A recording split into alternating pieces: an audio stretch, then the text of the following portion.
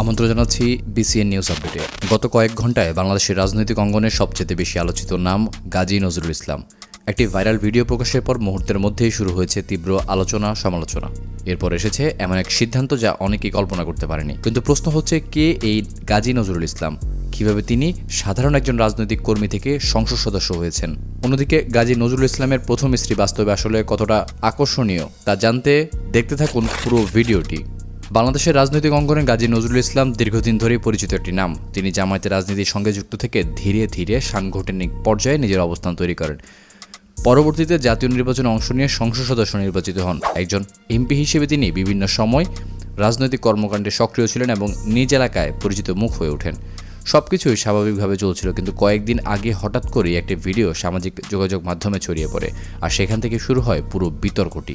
ভিডিওটি প্রকাশের পর সামাজিক যোগাযোগ মাধ্যমে ব্যাপক আলোচনা শুরু হয়। অনেকে ভিডিওটি নিয়ে বিভিন্ন ধরনের মন্তব্য করতে থাকেন। একই সঙ্গে ভিডিওটির সত্যতা এবং ঘটনার প্রেক্ষাপট নিয়েও বিভিন্ন প্রশ্ন তুলতে শুরু করেন। বাংলাদেশের রাজনীতিতে জনপ্রতিনিধিদের ব্যক্তিগত আচরণ ও জনসম্মুখে তাদের ভাবমূর্তি নিয়ে মানুষের আগ্রহ সবসময় বেশি থাকে। ফলে কোনো বিতর্ক সামনে এলে সেটি খুব দ্রুতই সামাজিক মাধ্যমে ছড়িয়ে পড়ে। এই ঘটনা তো ঠিক সেটাই হয়েছে।